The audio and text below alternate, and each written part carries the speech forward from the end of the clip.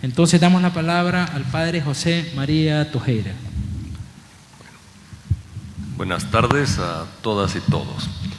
El tema mío es desmilitarización y remilitarización de El Salvador. De algún modo se puede afirmar que la remilitarización de El Salvador comenzó inmediatamente después de terminar la guerra con la impunidad. Es decir, no hubo una desmilitarización completa, sino una reducción de la Fuerza Armada y una remilitarización de la sociedad al proclamar y garantizar la impunidad de las violaciones graves de derechos humanos cometidas por la Fuerza Armada. Muy pronto empezó también de parte de la Fuerza Armada un proceso de recuperación de espacios. El 16 de julio de 1993, es decir, pocos meses después del informe de la Comisión de la Verdad, salió el primer grupo de tarea contra la delincuencia integrado por militares y policías. Es decir, empezó de nuevo a tratar la Fuerza Armada de recuperar espacios públicos, ¿verdad? Los pasos más fuertes de la remilitarización, sin embargo, fueron dados durante el periodo presidencial de Francisco Flores, ¿no? En parte con algo que era lógico, la participación en la reconstrucción tras el terremoto del 2001, pero también con la participación en actividades antidelincuenciales que con el presidente Flores se hicieron más sistemáticas. Asimismo, con la participación en la guerra de Irak, todavía en la presidencia de Flores, 4 de abril de 2004, 1 de junio del 2004 es que entra Saca, ¿verdad? El 4 de abril de 2004 muere un soldado salvadoreño en Irak. Esta participación en Irak se mantiene sistemáticamente a pesar de que las encuestas de opinión de todas las encuestadoras nacionales se decía que más del 80% de la población salvadoreña se manifestaba en contra de la participación en la guerra de Irak. Asimismo, la negativa pública de Flores a cumplir las recomendaciones de la Comisión Interamericana de Derechos Humanos en el caso Jesuitas y en el caso de Monseñor Romero, que solicitaban, entre otras cosas, una investigación con estándares internacionales y un llevar a juicio a los culpables, era una manera de defender esa remilitarización del país y de evitar cualquier cosa que pudiera poner en crisis ese proceso de remilitarización. Con Saca se mantiene esta tendencia a la nueva presencia pública de la Fuerza Armada con algunos agravantes. En tiempo de Saca se revalorizan los supuestos héroes de la guerra en contra del informe de la Comisión de la Verdad y se revalorizan frente a la autoridad civil. Es decir, en una de las Pascuas militares el ejército regala al presidente Saca el busto de Domingo Monterrosa y éste lo recibe y lo alaba como si hubiera sido un héroe. La impunidad de parientes de militares también se establece con mucha más claridad en tiempo del presidente Saca. Hay un sobrino del ministro de Defensa de aquel entonces que asesina a 2 hermanos en la zona rosa, reconocido inmediatamente, huye del país y no es reclamado ni retornado para ser juzgado al país hasta que el general Otto Romero deja de ser ministro de Defensa con el término del gobierno del presidente Saca, ¿verdad? La persecución y la amenaza a cualquiera que se imponga a las decisiones del ejército, incluso algunas sencillas e incluso ilegales, empiezan a darse. Aquí en la UCA se persiguió a un trabajador del IDUCA simplemente porque dirigía un juicio defendiendo a un mayor del ejército, el mayor Meléndez, que reclamaba una serie de cosas frente al ministro de Defensa. Incluso se rechazó de parte de la Asamblea una solicitud de antejuicio contra el general Otto Romero, ministro de Defensa, que presentó el IDUCA y que no fue tomada en absoluto en cuenta, a pesar de que el general Romero había desobedecido una sentencia de la Sala de lo Constitucional de la Corte Suprema. Una desobediencia flagrante, evidente. Se pidió que hubiera un antejuicio para denunciarlo por desobediencia a la Sala de lo Constitucional y la Asamblea no tocó para nada el tema y lo obvió.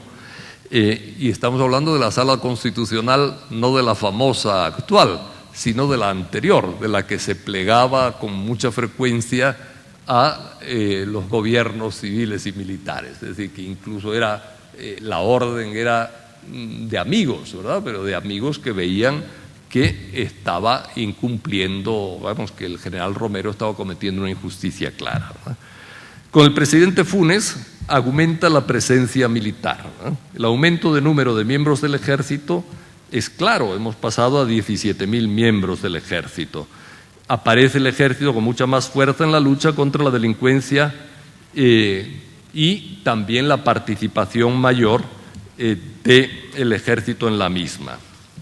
Según información del general de división José Atilio Benítez Parada, con fecha 25 de abril y entregada en carta al IUDOP el 9 de noviembre de 2012, es decir, es una información bien reciente, se dice que en el 2006 había 897 militares asignados a tareas de seguridad pública, ¿no? 897. En el 2007 sube a 1.432. En el 2008 a 1.975. 2009, el año de la transición, pasa a 6.500. 2010 a 8.200 y 2011 sigue en 8.200. Es decir, desde el 2006 al 2010, es decir, en periodo de 5 años, contando también el 2006, se multiplica prácticamente por 10, de 897 a 8.200, la presencia de militares asignados a seguridad pública. Por supuesto, el presupuesto asignado a tareas de seguridad pública crece también, no en la misma proporción, pero muy significativamente. Es decir, en el 2006 el Ejército asigna a tareas de seguridad pública 13 millones y en el 2010 17 millones, en el 2011 23 millones. Firma José Atilio Benítez, ¿verdad? No son frases mías, digo. Entonces, asimismo, asimismo aumenta la presencia de militares retirados al frente de labores de seguridad. El ministro Munguía Pallés al frente del Ministerio de Justicia y Seguridad y el general Francisco Salinas al frente de la PNC. El nombramiento de este último, que se hace al día siguiente de presentar su renuncia, tiene todos los síntomas de lo que jurídicamente se llama un fraude de ley. En Guatemala, cuando la mujer del presidente Colón se divorció de él para poder ser candidata a la presidencia, se le negó que pudiera ser candidata a la presidencia porque, utilizando la ley a su favor de un modo aprovechado, llamémosle así, se cometía ese fraude de ley. Pues lo que se hizo aquí, de dimitir un día para el siguiente poder ser nombrado director de la PNC, se asemeja mucho a lo que hizo la esposa de Colón, ¿verdad? O a lo que hizo el presidente de la Corte Suprema anterior, Agustín García Calderón, digo el anterior, el último día de su mandato, para presentar la dimisión para poder cobrar una compensación por renuncia, ¿verdad? Alguien que tiene el término el día X, renuncia el día anterior, porque si renuncia le dan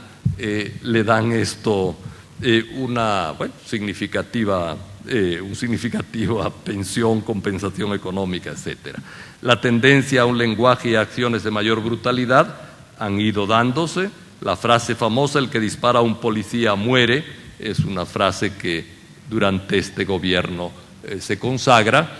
También vemos cómo se ignora paladinamente la palabra del presidente, que es al mismo tiempo comandante general de la Fuerza Armada, de parte de los militares.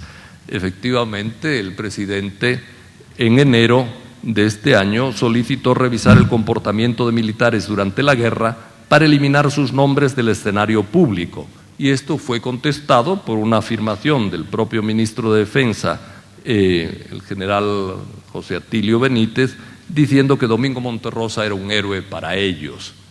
Eso ameritaría en cualquier país donde hay control civil de la Fuerza Armada, una dimisión inmediata del ministro de Defensa.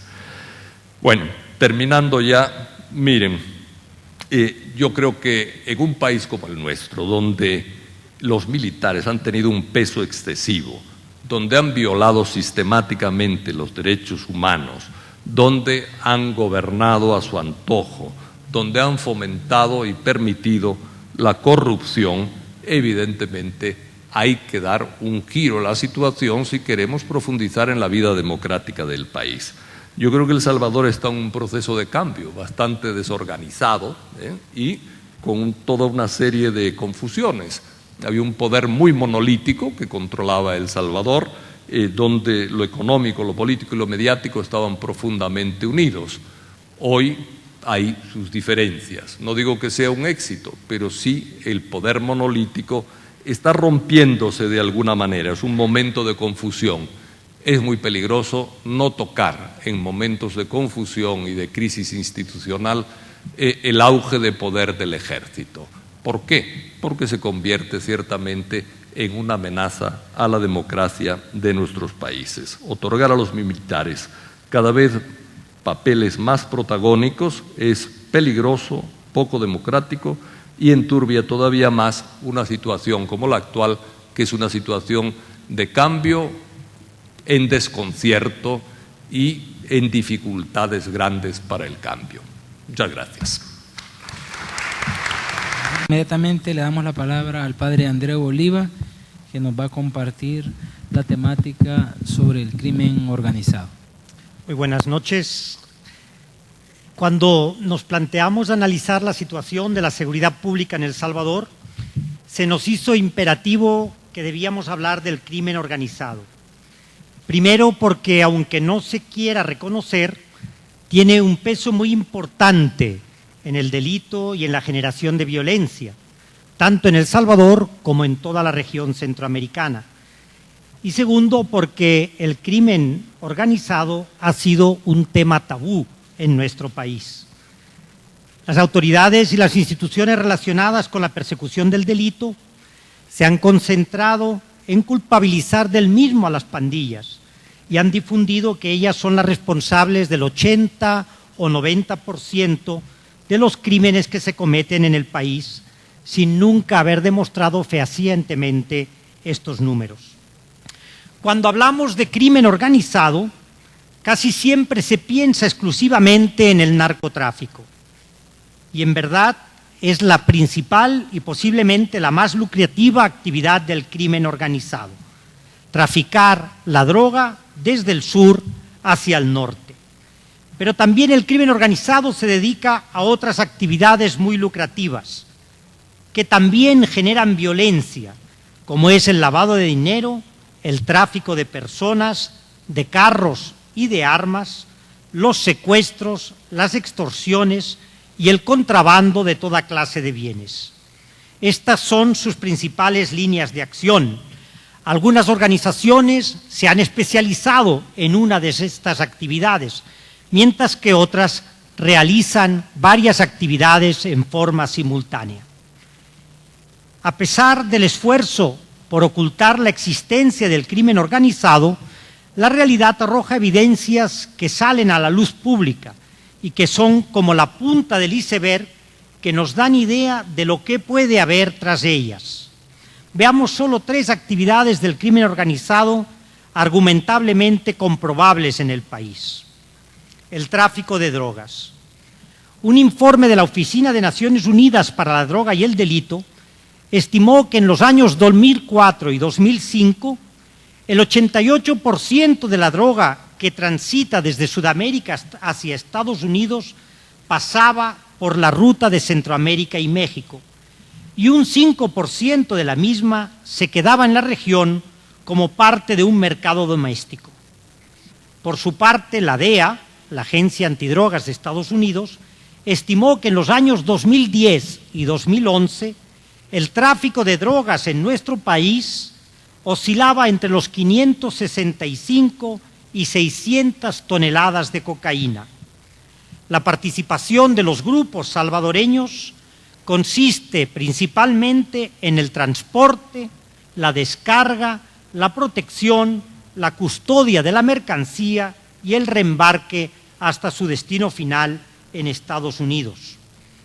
Investigaciones más recientes revelan que ya no solo el 5% de la droga se queda en el país, como ocurría en los años 2004-2005, porque desde hace algún tiempo los carteles mexicanos y colombianos, los dueños de la droga, decidieron pagar a los transportistas ya no en efectivo, sino en especie.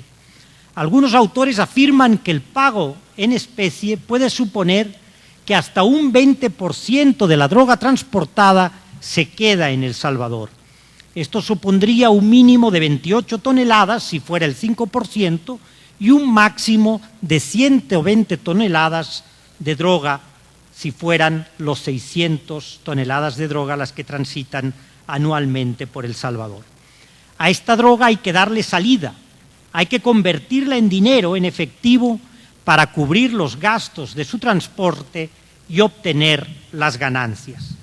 Las investigaciones también apuntan que se intercambia droga por vehículos robados, por armas, como un modo de pagar estos servicios. El pago en especie en lugar de dinero ha sido seguramente el mayor factor de la escalada de violencia en nuestro país. Tal cantidad de droga en El Salvador ha obligado a incrementar la demanda, a crearla, y eso ha supuesto un enorme incremento a nivel nacional. Así se facilita que se den conflictos entre los transportistas, que se tenga que crear un sistema de distribución y venta para el mercado interno conocido como el narcomenudeo, y también se establece una mayor vinculación de las pandillas con el crimen organizado por el control de los territorios para la venta de droga. Todo ello ha tenido indudablemente una gran influencia en el incremento de la violencia y la delincuencia.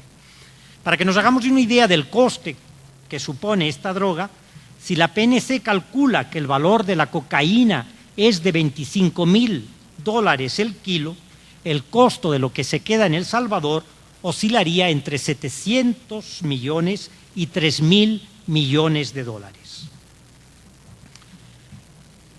El Salvador es también un país muy conveniente para el lavado de dinero, y tanto investigaciones nacionales como internacionales afirman que es un centro importante para el mismo. En el año 2010, un reporte del Departamento de Estado afirmaba que El Salvador tiene uno de los más grandes y mejores y más desarrollados sistemas bancarios en Centroamérica. El crecimiento del sector financiero de El Salvador, el incremento del tráfico de drogas, el gran volumen de remesas que circulan a través del sistema financiero formal y de otros sistemas alternativos, y el uso del dólar estadounidense como moneda de circulación nacional, hace a El Salvador muy vulnerable y propicio para el lavado de dinero. No es descabellado pensar que el costo de la droga que pasa hacia el norte deba también regresar hacia el sur. A ello habría que sumar la cantidad de dinero procedente de la droga vendida a nivel nacional.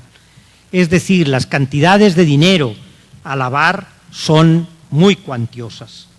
El hallazgo de los barriles en septiembre de 2010 en Zacatecoluca y en Colón, que en conjunto contenían 14.4 millones de dólares, habla por sí solo de las cantidades de dinero que manejan en el país el crimen organizado. Aunque más adelante insistiremos sobre ello, lo más llamativo de este caso, así como de otros casos de narcotráfico, es que nadie es llevado ante la justicia ni condenado por ello. Esta realidad del país genera algunos otros interrogantes. Por ejemplo, la dolarización de la economía, la cual no se justificó desde una perspectiva estrictamente económica. La rapidez con la que se hizo y las complicaciones que ha traído no tendrá otros motivos ocultos para implementarla, como por ejemplo facilitar el lavado del dinero. Un informe de inteligencia al que tuve acceso afirmaba sobre el lavado de dinero lo siguiente: Es el gran rol que tiene el crimen organizado en El Salvador y donde se da la mayor ganancia. Lo realizan los mismos grupos que se dedican al tráfico, pero con gente diferente. En el lavado participan banqueros, gente ligada a las finanzas, hombres de negocios y empresas fachadas. El lavado de dinero se realiza también en inversiones inmobiliarias, tiendas, hoteles, financieras, empresas de transporte, clubes deportivos, etc. Si bien a los informes de inteligencia no se les puede dar una credibilidad absoluta, es muy probable que mucho de lo que afirman tenga alguna relación con la realidad. La trata de personas es otra de las actividades del crimen organizado. Estas bandas se dedican a reclutar con engaños y falsas promesas a mujeres pobres que acaban siendo esclavizadas en prostíbulos, discotecas, donde deben atender a los clientes condescendiendo a todas sus demandas sexuales. También se han especializado en el tráfico de personas hacia los Estados Unidos, no solo salvadoreñas, sino provenientes de otros países. Investigaciones recientes han permitido descubrir un poco de lo que esta realidad significa. El actual viceministro de Justicia y Seguridad, Douglas Moreno, la autoridad a cargo de buscar estrategias para convertir el delito de trata, aseguraba: hay una estructura de gente organizada con mucho poder económico que se ha lucrado de esta situación y que no lo sabíamos. Gente que no nos imaginábamos que está en este negocio y que lamentablemente aún no contamos con las pruebas que nos lleven hasta ellos. Guatemala es el lugar ideal para las bandas de trata, el lugar donde las mujeres son esclavizadas, pero la mayoría de ellas provienen de Honduras, El Salvador y Nicaragua. En un operativo realizado en Guatemala, de 26 mujeres que fueron rescatadas, 20 eran salvadoreñas. El informe de este año, publicado por la Oficina de Naciones Unidas contra la Droga y el Delito, explica en El Salvador que las víctimas de trata para explotación sexual detectadas por la policía entre 2005 y 2010 eran en un 79% nacionales. En cambio, en el mismo periodo en Guatemala, solo el 4% de las víctimas eran nacionales de ese país. El 80% provenían en conjunto de Honduras, El Salvador y Nicaragua. Según investigaciones serias y confiables, en nuestro país el crimen organizado tiene vínculos al menos con 4 actores. En primer lugar, con los políticos, tanto de derecha como de izquierda, con quienes es fundamental coordinar para poder operar. Y el crimen organizado les puede pagar muy bien estos favores. Los vínculos entre políticos y crimen organizado se dan en todas partes, pero en el caso de El Salvador son estructurales, pues el crimen organizado creció utilizando las estructuras que habían formado tanto paramilitares como militares de la extrema derecha, así como miembros de la fuerza insurgente durante la guerra. Al firmarse los acuerdos de paz y tener que desmovilizarse, hubo quien supo poner al servicio del crimen organizado todo lo que habían aprendido en la guerra y utilizar las estructuras y las redes de aprovisionamiento y corrupción existentes en tiempo de guerra para las actividades criminales. En segundo lugar, las investigaciones revelan vínculos del crimen organizado con las élites económicas. Estas alianzas son fundamentales, sobre todo para el lavado de dinero y otros negocios ilícitos que a menudo requieren de una fachada legal. Algunos informes señalan nombres de hombres de negocios y políticos importantes, tanto de la derecha como de la izquierda. No vamos a entrar a ello debido que no hay nada probado al respecto, pero en algunos casos los señalamientos parecen estar muy bien documentados.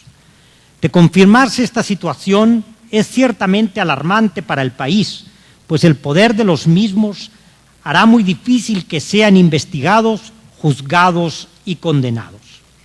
En tercer lugar, se revela que el crimen ha infiltrado a instituciones claves del Estado: la Policía Nacional Civil, la Fiscalía General de la República, al sistema judicial, a las Fuerzas Armadas y tiene modos de influenciar en los mismos para evitar su persecución.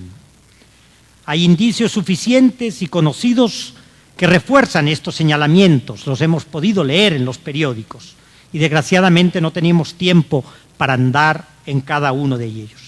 Por último, aunque no menos importante, es el vínculo que el crimen organizado mantiene con las élites de las pandillas. Nada de esto es novedoso.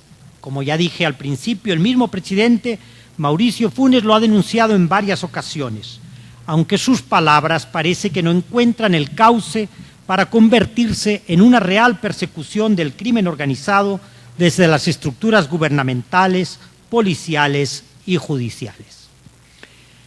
Penetrar las instituciones del Estado en busca de colaboradores e informantes para poder realizar sus operaciones con el menor costo y el menor riesgo posible es una de las tareas más importantes del crimen organizado.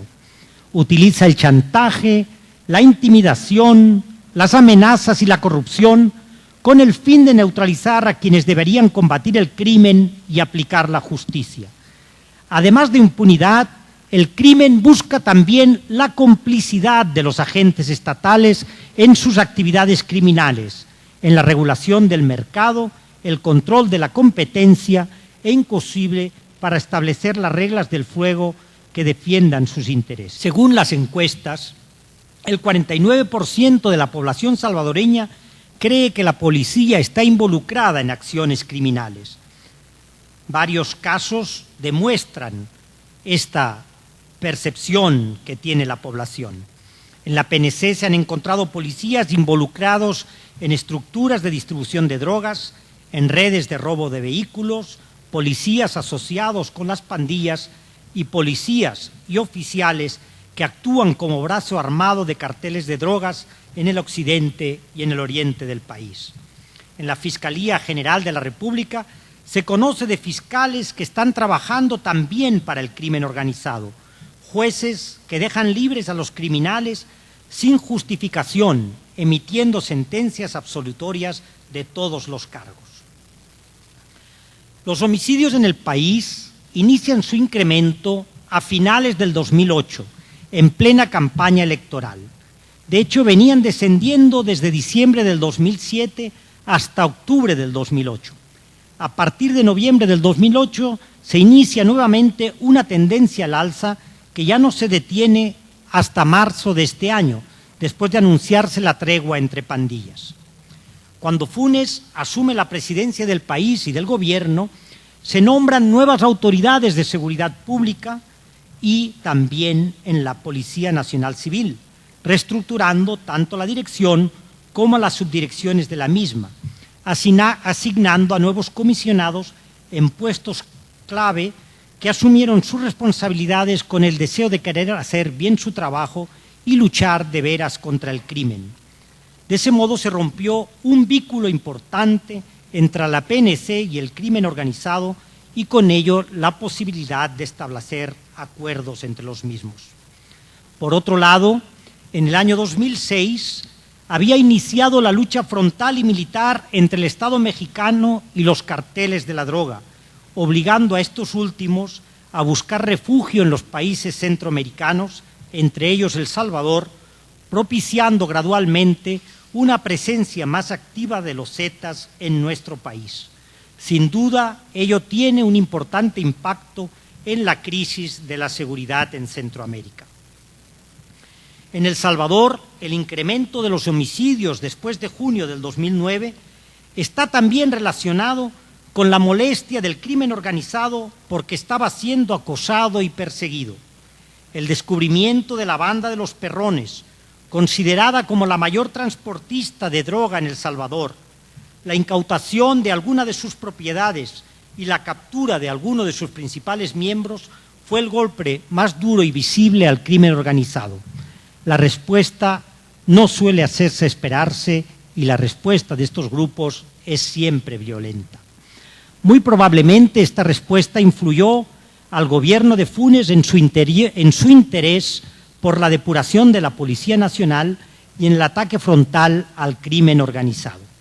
Ese interés decayó al final de los 2 primeros años de su gobierno. Se cambió al ministro de Justicia y Seguridad, al director de la Policía Nacional Civil, y con ello se trastocó la política de seguridad y se dio un giro en la estrategia contra el crimen organizado. Si durante los 2 primeros años y medio el gobierno y la policía se esforzaron por enfrentar al crimen organizado y neutralizarlo, con los cambios en las instancias de seguridad pública, la estrategia parece haber cambiado. La maestra Janet Aguilar, que nos va a hablar sobre la situación de las pandillas. Una primera idea que quiero plantear es que tanto para entender mejor el fenómeno de las pandillas como el de la llamada tregua, hay que situarse en términos de la respuesta institucional que históricamente el Estado salvadoreño le ha dado a este fenómeno. Y es que la expresión tan compleja y aguda de pandillas que tenemos hoy día es, en buena medida, el resultado de la sistemática desatención estatal frente a las necesidades y demandas de los jóvenes en riesgo. Aunque las pandillas han estado presentes a lo largo de 2 décadas, su profesionalización y proliferación solo ha podido ocurrir en un Estado que por acción o por omisión ha sido incapaz de articular una oferta de inclusión real a este segmento de la población salvadoreña. Hasta hoy, todos los gobiernos de la posguerra, sin excepción, han respondido al fenómeno de las pandillas fundamentalmente con represión policial y penal, que cobró su máxima expresión durante las manos duras y superduras implementadas por las administraciones de Flores y de Saca. Durante el periodo de las manos duras, el Estado convirtió a los pandilleros en los emblemas de la violencia, en las principales amenazas a la seguridad, y focalizó la política de seguridad en función de su persecución selectiva. Y tal cual lo señalan las teorías del etiquetamiento, los pandilleros terminaron asumiendo el rol que el Estado y la sociedad les otorgó. Al respecto, hay abundante evidencia empírica que da cuenta de los fenómenos de criminalización que produjeron las medidas de mano dura, al socializar a los jóvenes con el sistema penal y propiciar las condiciones para que estos grupos mutaran con mayor rapidez a estructuras armadas organizadas. Pero además de que no ha existido una propuesta estatal de atención integral a estos grupos, para el análisis de lo que está pasando ahora es importante tener en cuenta los antecedentes de instrumentalización político-partidaria de que han sido objeto estos grupos, sobre todo en la última década. De hecho, el combate de las pandillas fue utilizado en el pasado como plataforma política por un par de directores de policía, mientras que en la coyuntura electoral de 2004 se convirtió en el eje central de los ofrecimientos de campaña de Antonio Saca. Pero la utilización del tema con fines populistas ha ido mucho más allá. En el marco de las elecciones de 2009 se tuvo conocimiento de las negociaciones de un partido político con líderes de la MS a cambio de captar sus votos. A excepción de un acercamiento que se dio al inicio de este gobierno, en el que tenemos conocimiento que sí había voluntad y compromiso de establecer un puente con estos grupos para buscar una solución conjunta al problema, en el resto de los casos, estos grupos han sido utilizados para favorecer intereses sectoriales o incluso ponerlos al servicio coyuntural de redes criminales. Además de poner en común estos antecedentes, para comprender mejor lo que está pasando ahora, es importante también examinar algunos mitos y representaciones sociales que se han construido desde el discurso oficial y a los que se está apelando nuevamente en el marco de la llamada tregua. En primer lugar, quiero decir que es bastante discutible que las pandillas sean las responsables de la mayor parte de los delitos que ocurren en el país.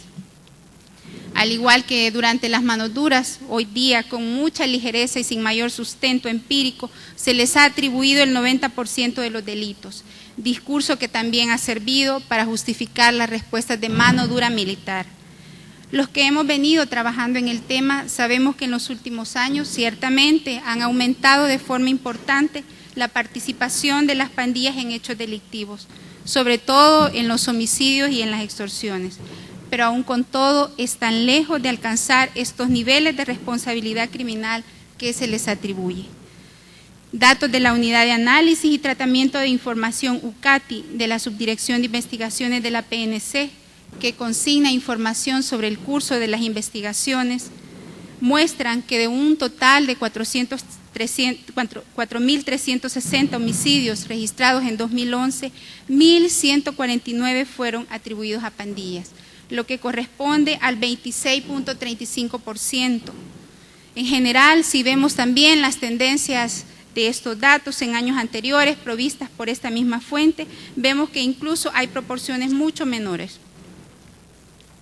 Más allá de que estos porcentajes puedan o no ser del todo confiables, pues sabemos las dificultades que nuestro sistema de justicia tiene para probar la responsabilidad penal. El escenario de la violencia que tenemos en el país va más allá de las pandillas. Estamos frente a un entramado de actores ilegales que confluyen en el territorio nacional y regional. En ese sentido, nos referimos a una fuerte presencia del crimen organizado local y transnacional que mantiene un amplio control territorial a partir de sus vínculos con otros actores legales e ilegales. Estamos hablando también dentro de ese escenario de pandillas cada vez más organizadas, pero también de grupos armados ilegales que operan al servicio de ciertos sectores, sin dejar de mencionar la tradicional delincuencia común que siempre ha operado en el país.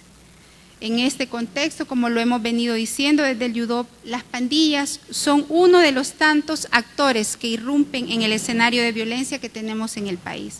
Sin embargo, llama la atención que el discurso de atribuir la mayoría de delitos a las pandillas aparezca nuevamente con fuerza en el contexto previo a la tregua. A la vez, también es bastante llamativo que hay una retórica de las autoridades de seguridad dirigida a minimizar la presencia y el impacto de la criminalidad organizada en el país, lo cual resulta verdaderamente sospechoso, sobre todo a la luz de un contexto regional caracterizado por una fuerte presencia de redes de criminalidad organizada transnacional. Tomando en cuenta lo anterior, atribuir a la tregua entre las pandillas la reducción de alrededor del 54% de homicidios que reportan las autoridades carece de toda base empírica. Es cierto que los datos muestran reducciones, pero falta comprobar de forma científica a qué obedece tal reducción.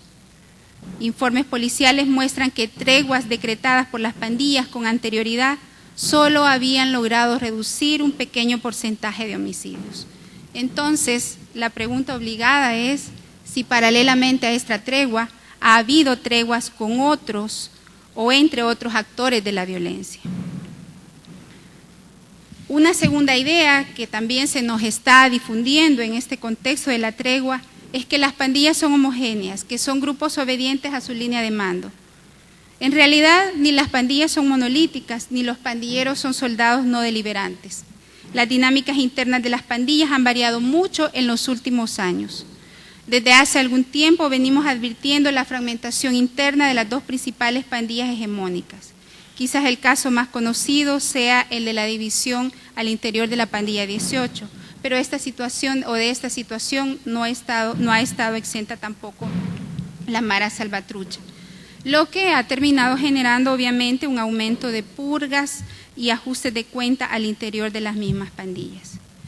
Muchas de estas divisiones obedecen a disputas y desacuerdos por el control de los negocios ilícitos. A su vez, también es importante frente a este mito que no hay que perder de vista que estamos frente allá a 3 generaciones de pandilleros. Los veteranos, muchos de los cuales están ahora en la cárcel purgando elevadas condenas, que tienen un perfil y una visión muy distinta de la que tienen los más jóvenes, quienes están viviendo con intensidad la vida loca. En ese sentido, esta mayor diversidad de visiones marcada por la brecha generacional ha provocado fuertes fracturas internas, además de haber emergido nuevas generaciones de liderazgos. Tomando en cuenta este contexto y estos elementos, un acuerdo entre las pandillas o entre las pandillas y otros actores es un proceso bastante más complejo que supone el entendimiento con diversos interlocutores. Un tercer mito al que me quiero referir y que nuevamente se está difundiendo desde el discurso oficial y del cual han hecho eco los medios de comunicación es que esta es la tregua, refiriéndose a ella como un fenómeno inédito, cuando en realidad treguas entre las principales pandillas ha habido varias a lo largo de los años. De hecho, lo que ellos llaman correr el sur es un mecanismo de autorregulación de la violencia que las pandillas centroamericanas han utilizado en diferentes momentos. Entonces, en realidad, más que una tregua entre pandillas, lo que algunos pandilleros andaban buscando desde hace algún tiempo, sobre todo las generaciones de los veteranos que están presos, es una tregua con el gobierno, una tregua con la policía, decían ellos. De hecho, hubo varios intentos de acercamiento con diferentes gobiernos para solicitar que les otorgaran muchos de los beneficios penitenciarios que por años se les había negado y que la ley penitenciaria ya establece. Entre las demandas más importantes que solicitaban eran parar el acoso y la persecución policial a sus familias en los barrios, parar las vejaciones contra sus familiares durante las visitas a los centros penales, especialmente las que se cometen durante los registros de ingreso, y también pedían eliminar los tratos crueles y degradantes a que han sido sometidos muchos de ellos al interior de los centros penales, como las torturas en el penal de máxima seguridad y en otros penales del país. En ese sentido, y también tomando en cuenta todos estos elementos, se sabe que ciertamente hay un acuerdo de tregua entre las principales pandillas hegemónicas para calmarse en la violencia. Un acuerdo que se inscribe en el marco de un proceso de agotamiento, de cansancio al interior de las propias pandillas, sobre todo de los que están presos, respecto a una situación que los estaba llevando al límite y frente al cual no tienen muchas opciones. En este contexto, la reducción de homicidios se está utilizando como moneda de canje para que el gobierno les otorgue ciertos beneficios penitenciarios, mientras que este último se aprovecha de la situación para cumplir con el ofrecimiento de bajar los homicidios, que no había logrado mediante las vías convencionales y mejorar así su imagen ante la opinión pública. Tomando en cuenta todos estos elementos, quisiera plantear algunos argumentos que me hacen dudar que la llamada tregua se trate de un proceso sostenible y confiable, a la vez de señalar algunas de las condiciones que deberían reunirse para que esto se encauce como un proceso verdaderamente institucional. Antes de señalar estas preocupaciones, quiero aclarar que al igual que muchos de ustedes, celebramos que se estén perdiendo menos vidas en un país donde la muerte y la violencia se han normalizado. Es claro que este país no es viable con los niveles de violencia endémica que hemos tenido. Sin embargo, como académica, no puedo abstraer este proceso de los retrocesos y las distorsiones institucionales que se están produciendo en el país. Por lo que también es válido preguntarse no solo si se ha reducido el crimen, sino cómo se ha reducido, a qué precio se están reduciendo los homicidios o qué estamos comprometiendo con esta baja de homicidios. Por otra parte, es importante decir que la violencia en este país no solo es un tema de homicidios. Su reducción es importante, pero no es suficiente, si no se atienden otras graves expresiones como las desapariciones, las extorsiones, la violencia sexual o la narcoactividad. Frente a toda esta nebulosa, algunas de las preguntas que muchos nos hacemos son: ¿cuál fue el papel del gobierno en todo esto? ¿Qué otros privilegios, además de los traslados y de los televisores plasma, han recibido los pandilleros en las cárceles? ¿Hasta dónde los beneficios penitenciarios se están distorsionando en el marco de este acuerdo? ¿Cuál es el verdadero rol de los llamados facilitadores? ¿Existen otras treguas que no nos han contado? Mientras estas interrogantes no sean clarificadas por el gobierno ante la población salvadoreña y esto siga manejándose de forma poco transparente como un asunto de pocas personas y no como un asunto de Estado, se dará cabida a que surjan más dudas, incluso entre los mismos pandilleros, sobre los diversos intereses que podrían estar mediando en todo esto. En ese sentido, creo que una manera de darle credibilidad al proceso es que se cree un mecanismo de verificación y seguimiento de los acuerdos, con participación de la sociedad civil, las iglesias y la comunidad internacional. Muchísimas gracias, amigos y amigas que nos han acompañado aquí en el Auditorio Ignacio Ellacuría.